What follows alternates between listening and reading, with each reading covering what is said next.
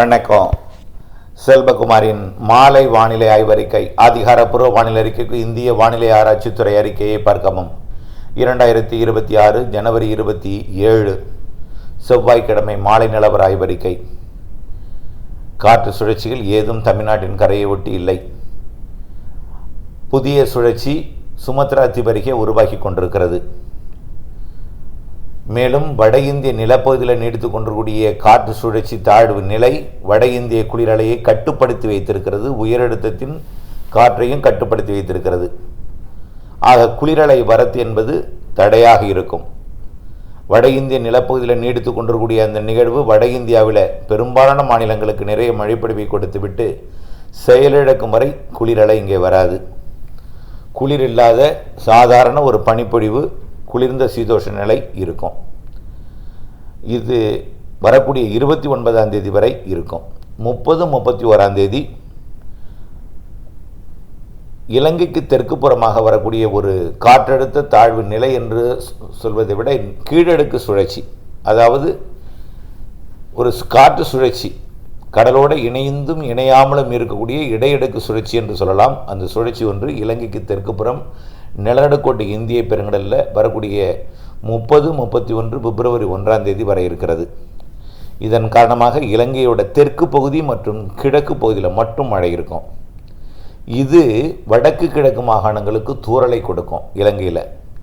இது எதுக்கு நான் சொல்கிறேன்னா, தமிழ்நாட்டிற்கு இந்த இலங்கையை ஒட்டிய தமிழ்நாட்டின் பகுதிகள், அதாவது கோடியக்கரை முனை, ராமேஸ்வரம் பகுதி, தூத்துக்குடி பகுதியில் மேகமூட்டம் இருக்கும். இது அறுவடை விவசாயிகளை அச்சுறுத்தும். மழை வந்து விடுமோ என்கின்ற ஒரு அச்சுறுத்தும் வானிலையை கொடுத்து கொண்டிருக்கும். 30, 31, 1ஆம் தேதி. அதுக்கு அடுத்தது 2ஆம் தேதியிலிருந்து வருகிறது குளிரலை. 2ஆம் தேதி வட இந்தியாவில் நிலவக்கூடிய அந்த தாழ்வு சுழற்சி மழைப்பொழிவை கொடுத்து கொண்டிருக்கூடிய மேற்கத்திய இடையூறில் தாழ்வு சுழற்சியே வட இந்திய நிலப்பகுதியில் நீடித்து கொண்டிருக்கிறது.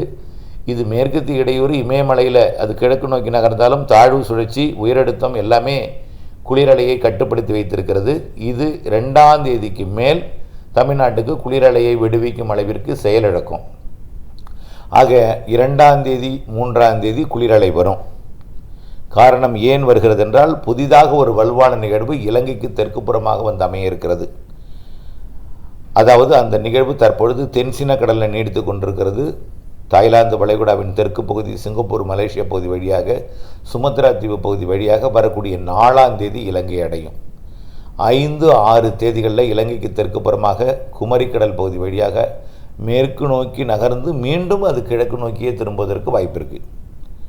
ஆக வரக்கூடிய 4, 5, 6 தேதிகளில் இலங்கையில் கனமழை காத்திருக்கிறது. படத்தை பார்த்தா உங்களுக்கு புரியும். அந்த படத்தில் காட்டப்பட்டுள்ள மழைப்பொழிவு வண்ணம் தீட்டப்பட்டிருப்பது இலங்கைக்கும் இந்திய பெருங்கடலோட பெரும்பாலான பகுதிகளில் கடலில் மழை நிறைய பொழியும்.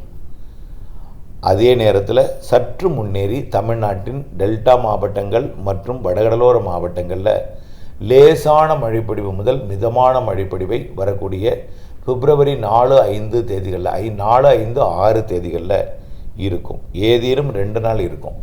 ஆனால் நாள் முழுவதும் கிடையாது. அவ்வப்பொழுது நல்ல ஒரு மழை, மிதமான லேசான மழைப்பொழிவை டெல்டா மற்றும் வடகடலோர மாவட்டங்கள்லையும் தென்கடலோரத்தில் கொடுக்கும். தென்கடலோரத்தில் கொடுக்கணும்னா அது மேற்கு நோக்கி மாலத்தீவு பகுதி நோக்கி நகர்ந்தால் தான் கொடுக்கும். நகர்ந்தால் தென் மாவட்டங்களுக்கும் மேற்கு தொடர்ச்சி மலை மாவட்டங்களுக்கும் மழை கொடுப்பதற்கு 4, 5, 6 தேதிகளில் வாய்ப்பு இருக்குது.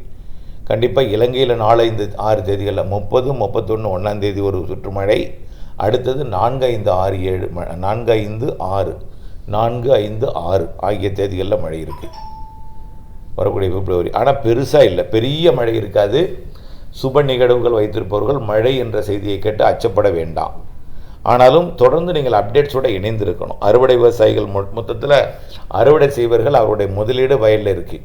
அவர்கள் அந்த மழைப்பொழிவு எப்படி இருக்கும் திட்டமிடுதலுக்காக வானிலை அப்டேட்ஸோடு இணைந்திருக்கணும். சற்று ஏறி வந்துச்சுன்னா கொஞ்சம் கூடுதல் மழைப்பொழிவை கொடுக்கும். புரியுதுங்களா? ஆக குறைந்தபட்சம் லேசான மிதமான மழைப்பொழிவு டெல்டா வடகடலோர பகுதிகள் ஏதேனும் 2 நாள், அந்த 4, 5, 6, 4, 5, 6 பிப்ரவரி தேதிகளில் இருக்கும். இது கொஞ்சம் வலுப்பெற்று முன்னேறி வந்தால் இன்னும் கொஞ்சம் உள்ளேயும் மழைப்பொழிவை கொடுக்கும். தொடர்ந்து ஆய்வில் இருக்கிறது. அந்த நிகழ்வுக்கு பிறகு அடுத்த நிகழ்வு 10ஆம் தேதி வாக்கில் வருது. அது இலங்கைக்கு மட்டும்தான் கொடுக்கும். 15ஆம் தேதி வலுவான நிகழ்வாக தெரிகிறது. 14, 15, 16 15ஆம் தேதிக்கு மேலே பிப்ரவரி 28க்குள் 15லேருந்து 28க்குள் இருக்கக்கூடிய அந்த மாத பின் அரை பகுதியில் 2 நிகழ்வு நல்ல மழைப்பொழிவை தருவதற்கு வாய்ப்பு தெரியுது. 2 நிகழ்வுமே பசிபிக் பெருங்கடலிலிருந்து வரக்கூடிய ஒரு நிகழ்வு. ஆக ஆணித்தனமாக வந்து வரக்கூடிய பிப்ரவரி 15லிருந்து 28க்குள் 2 நிகழ்வு நல்ல மழைப்பொழிவை தரும் என்று எதிர்பார்க்கப்படுகிறது. இது எப்படிப்பட்ட மழைப்பொழிவை தரும், எந்த மாவட்டங்களுக்கு எப்படி? இலங்கைக்கு கண்டிப்பாக உண்டு. இலங்கைக்கு பிப்ரவரி மார்ச் 2மே மழை இருக்குது. நம்ம ஏற்கனவே பிப்ரவரி 15 வரையும் முன்னெச்சரிக்கைன்னு சொல்லியிருக்கோம். இப்போ வரக்கூடிய நிகழ்வே 4, 5, 6 தேதிகளிலேயே இலங்கைக்கு மிக மழைப்பொழிவு காத்திருக்கு. 4, 5, 6 தேதி அந்த மழைப்பொழிவு அங்கே இலங்கைக்கு கொடுக்கும் பொழுது தான் தமிழ்நாட்டின் வடகடலோரம் மற்றும் டெல்டா மாவட்டங்களுக்கு லேசான மழை, நனைக்கும் மழை, மிதமான மழைப்பொழிவை கொடுக்க இருக்கிறது. அடுத்தது 10, 11, 12 இலங்கைக்கு மட்டும். 15லிருந்து 28க்குள் 2 நிகழ்வு கண்டிப்பாக. அது 2 நிகழ்வு வலுவாகவே இருக்கிறது, நல்ல மழை தரும். ஆனால் பெரிய அளவில் பாதிக்கும் மழையில் கொஞ்சம் முன்னேறி வந்து நன்றாக ஏறி பொழியக்கூடிய மழை பொழிவாக தெரிகிறது. அடுத்தது பார்த்திங்கன்னா மார்ச்லேயும் மழை இருக்குது. ஆனால் எந்த நிகழ்வு எவ்வளவு ஏறி வரும், எந்தெந்த மாவட்டங்களுக்கு மழை தரும் அப்படிங்கிறதெல்லாம் ஆய்வில் இருக்குது. ஆனால் கண்டிப்பாக இலங்கைக்கு கொடுக்கும். சற்று முன்னேறி வரும்பொழுது டெல்டாவிற்கும் தென்கடலோரமும் கொடுக்கும். இவையெல்லாம் ஆய்வில் இருக்குது. கண்டிப்பாக மாதத்திற்கு ஒரு நிகழ்வாவது ஏறி வந்து மழைப்பொழிவை தருவதற்கு வாய்ப்பு இருக்குது. புரியுதுங்களா? இப்போது இந்த வானிலையெல்லாம் நீங்கள் பார்த்து அறுவடை, விதைப்பு போன்ற பணிகளை நீங்கள் திட்டமிடணும். அதே போல் அதாவது மாசி வரைக்கும் கூட அறுவடை பணிகள் இருக்கும். சில இடங்களில் பங்குனியில் கூட அறுவடை இருக்கும், நெல் அறுவடை இருக்கிறது. இப்போ தான் சில இடங்களில் நடவு பணி நடைபெற்று கொண்டிருக்கு. பல்வேறு விழுப்புரம் உள்ளிட்ட விழுப்புரம், கடலூர், செங்கல்பட்டு மாவட்டத்திலெல்லாம் பார்த்தேன். ஆகவே தொடர்ந்து நீங்கள் வானிலை அப்டேட்ஸோடு இணைந்திருந்து அனைத்து விவசாய பணிகளையும் திட்டமிட வேண்டும். நாளையிலிருந்து நீங்கள் அறுவடை பணியை நிம்மதியாக, வான மேகம் சூழ்ந்திருந்தாலும், அது வான மேகம் எதனால் சூழ்ந்துன்னா அதிகாலையில் பனிப்பொழிவு வராமல் அது மேகமாக மாறி இருக்கும். ஆனால் அதே நேரத்தில் அது பனியாக கீழே பொழிந்து கொண்டிருக்கும். பிறகு அது மழையாக மாறாது, அப்படியே தெளிவடைஞ்சிடும். அதை பார்த்து மழை வருமோ என்று அச்சப்பட தேவையில்லை. மழை வாய்ப்பு இல்லை. அடுத்த மழைன்னா 4, 5, 6 தான். 4, 5, 6 பிப்ரவரி. அதுவும் கடலோரம், டெல்டா இருக்கும். அடுத்தடுத்த நிகழ்வுகள் இருக்குது. அது எப்படி முன்னேறி வருதுன்னு பார்க்கணும். அடுத்தபடியாக விதைப்பு பணிகளை நீங்கள் தொடக்கலாம். 4ஆம் தேதி மழை வரும் என்ற அது வந்து ஒரு பாதிக்காத மழையாக தான் தெரியுது. ஆனால் நிலக்கடலை முளைப்புக்கு பாதிக்கும்னு தெரியல. ஆனால் இது வரைக்கும் இப்படித்தான் தெரியுது. நனைக்கு மழை, லேசான மழை, மிதான மழையான மழையெல்லாம் ஒரு பாதிப்பை கொடுக்காது. இருந்தாலும் நீங்கள் தொடர்ந்து அப்டேட்ஸில் இணைந்திருக்கணும். நிலக்கடலை விதைப்பு தொடக்கலாம்.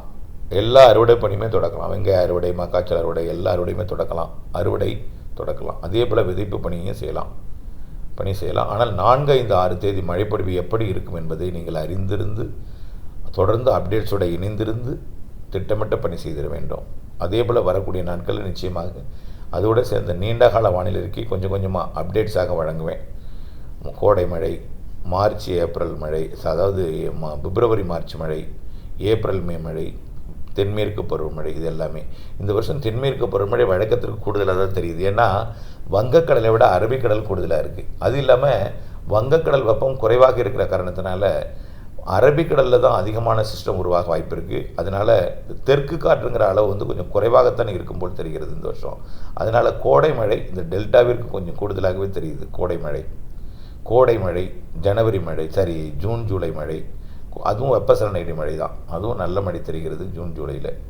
ஆக இவை எல்லாம் உறுதியான அறிக்கை அல்ல. விரைவிலே உங்களுக்கு ஒரு தெளிவான அறிக்கையை இந்த மாத இறுதிக்குள் வழங்குகிறேன். 31ஆம் தேதிக்குள் இணைந்திருங்கள் அப்டேட்ஸுடன். நன்றி.